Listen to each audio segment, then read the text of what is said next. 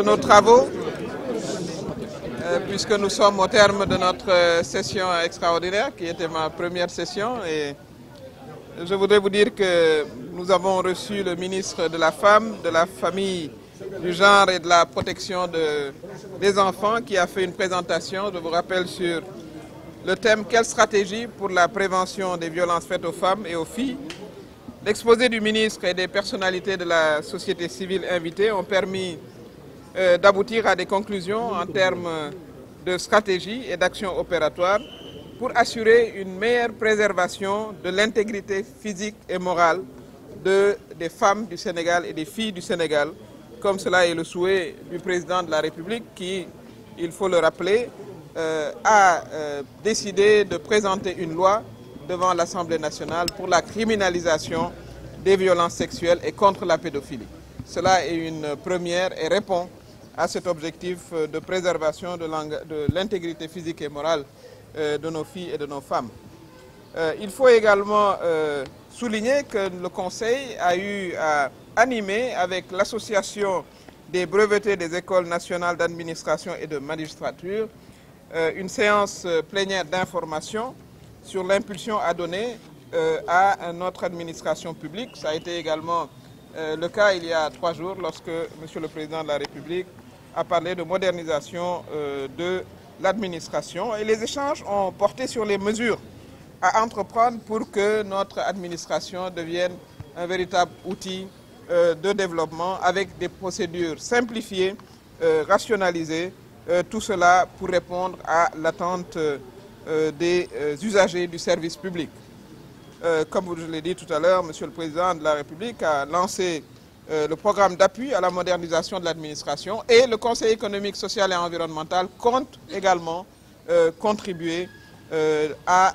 la réflexion, et cela a été un premier pas avec l'association des brevetés de l'ENAM et de la magistrature. Nous avons également reçu le ministre en charge du PSE et nous avons fait avec lui un tour d'horizon sur l'état d'exécution du programme d'action prioritaire 2019-2023.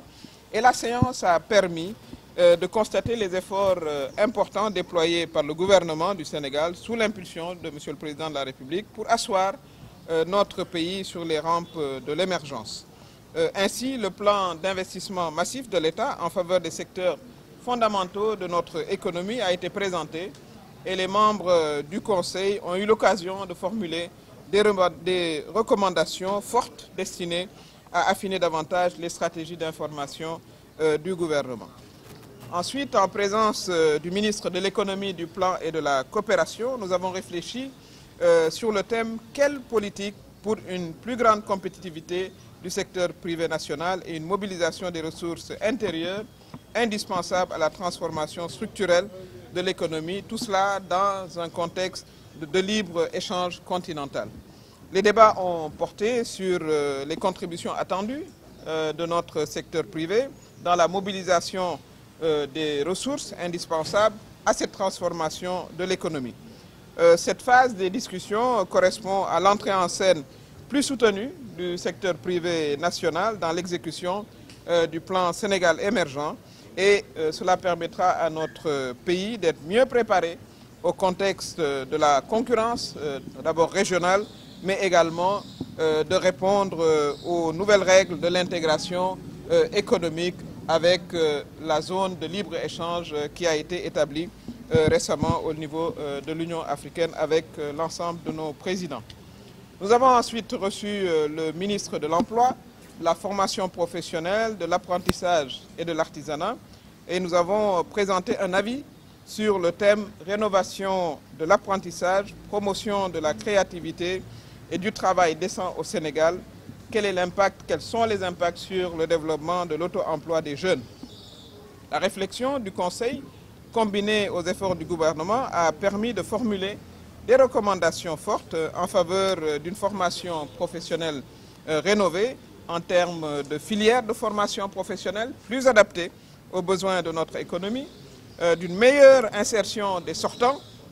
et des diplômés de notre système éducatif et de formation professionnelle, d'un apprentissage qualifié pour promouvoir un emploi également durable, d'un artisanat modernisé et créateur d'emplois en plus grand nombre et d'une exploitation plus optimale du potentiel d'emploi que peut générer notre agriculture, puisque c'est le secteur qui se prête le mieux à une création d'emplois de masse. Et enfin, nous avons également demandé et recommandé une anticipation en termes de formation sur les métiers du pétrole et du gaz, puisque le président de la République a mis en place l'Institut du pétrole et du gaz, et nous souhaitons qu'il y ait, disons, d'autres instituts de formation à tous les niveaux. Le Conseil a clôturé cette première session extraordinaire par quelques actes de procédure et l'examen de la révision du règlement intérieur. La modification du règlement intérieur, qui est notre outil de travail de tous les jours, vise un certain nombre d'objectifs ayant trait à des nécessités d'adaptation et d'amélioration du corpus de règles d'encadrement allant dans le sens de l'optimisation. Et à ce titre, il nous fallait, dans notre règlement intérieur, par exemple, supprimer la référence à la fonction de Premier ministre, mais aussi avoir une procédure simplifiée et d'urgence qui permet, comme cela est prévu par la loi organique qui porte organisation du Conseil, de pouvoir s'adapter au rythme actuel d'accélération de l'exécution publique et également d'avoir un peu plus d'animation scientifique au niveau de notre Conseil. Enfin, nous avons proposé, comme je l'ai dit, une animation scientifique soutenue avec des périodes d'intercession afin de donner davantage l'occasion à notre institution d'échanger avec les acteurs socio-professionnels, culturels et sportifs sur des sujets de grande importance. Et nous avons retenu le calendrier pour notre prochaine session ordinaire.